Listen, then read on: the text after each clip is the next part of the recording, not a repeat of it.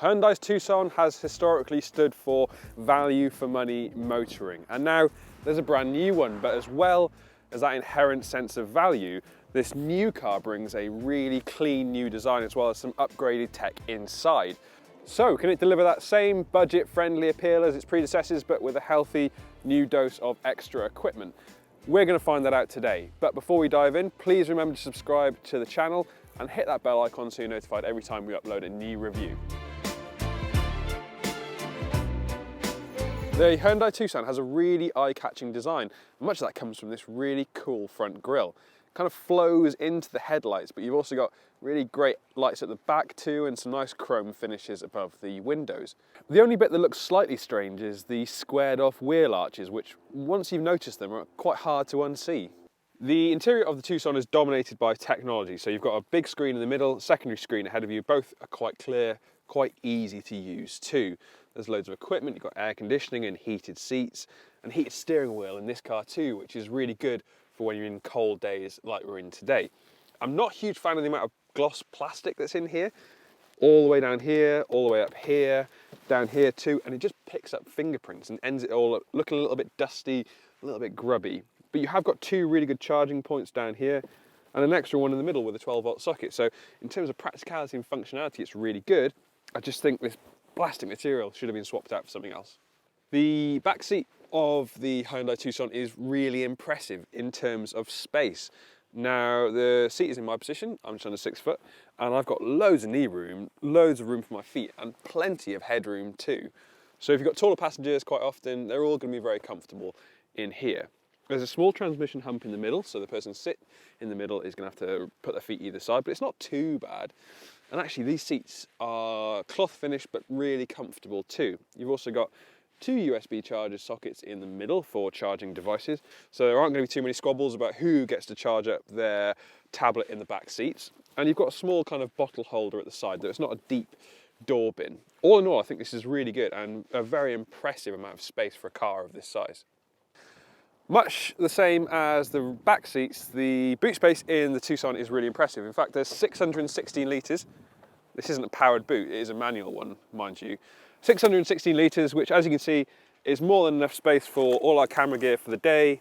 Two big bags swallowed up nice and easily by the boot floor. And you've got to remember this is a hybrid too, so to have over 600 litres of space is actually really good considering it's got all of that extra tech underneath. Nice like parcel shelf holder and a storage side and actually some charging points here. Overall, really impressive, really useful.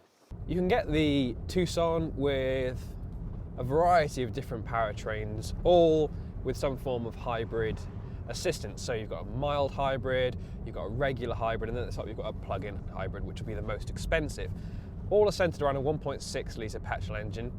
And actually, even the regular hybrid slap bang in the middle is going to return around 50 mpg. So as you can see, you're going to get an efficient choice, whichever one you opt for. Obviously, if you're doing shorter trips and you're going to make the most of that electric only running power, the plug-in hybrid is going to be the best bet. However, if you're doing longer journeys, then either of the other two hybrids are going to be a smarter choice. Against some of the Hyundai's rivals, like the Tiguan or the Karoq, for instance, you're going to see some really good efficiency benefits in the Hyundai. And in fact, it's a very smooth and refined driving experience. There's a fair bit of road noise that you're getting coming into the cabin, which does spoil the otherwise quite quiet experience. The powertrain itself, the 1.6 litre engine, still pretty quiet. That's not too bad at all, actually. And the steering is, well, it's quite light for a car of this size. That does make it feel a little bit more agile and lively than you might expect.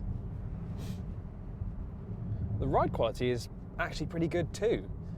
It's dealing with some of the worst potholes, but like I said, we're getting just a little bit of road noise come through and a little bit of tyre noise. But that's to be expected from a car of this kind of price area. We're talking mid to late 20s for the regular and mild hybrid versions, stepping up well over the 30 mark for the plug-in hybrids. Having said that, if you aren't looking at a brand new Hyundai Tucson and you want to check out some of the used examples that are currently on Motors.co.uk, then you'll find that previous generations actually had quite a similar feel to them. Light, easy to manage, easy to drive, and relatively comfortable too.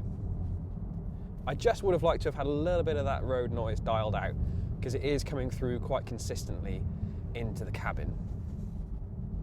Visibility isn't that bad either. You've got a nice big windscreen, nice screen at the back. The pillar over the shoulder is a little bit chunky, so you do have to be a little bit wary of that. Likewise, these forward pillars are actually a little bit chunky too, so coming up to roundabouts, coming up to junctions, you just have to be a bit careful to look around it. You've got a nice high up driving position too. Feels definitely more elevated than a traditional hatchback or estate or saloon car. So you've got a slightly raised view of the road ahead, and certainly areas around you. That gives you that sense of confidence that you get from crossovers and SUVs, and that's, well, it's one of the reasons why a lot of people are going into crossovers and SUVs, is because they make you feel a little bit more confident, a little bit higher up than a traditional hatch. In terms of performance, the regular hybrids are going to do 0 to 60 in around about 9 seconds, and then the lower powered hybrids are going to be around 10. Plug-in hybrids slightly quicker, but all pretty much on the money in terms of outright performance. I don't feel like it's underpowered in the slightest either. That stepping away from the market is pretty good, and as we've seen, any big application of throttle isn't actually accompanied by a lot of engine noise, which is really refreshing, because quite often with hybrids you tend to find that the engine revs flare up as they try and make any sort of progress. So in this car, nice and quiet. That's really, really good. If you're after a car that isn't going to break the bank in terms of running costs and also offers loads of interior room, then the Hyundai Tucson is hard to beat. It's really impressive actually how much legroom it has in the back, how much tech it's got in the front, and how much space it has in the boot. As a family car, it's pretty well suited. It might not have the overall premium appeal of cars like the Tiguan or the Skoda Karoq, but for everything else, the Hyundai Tucson does exceptionally well.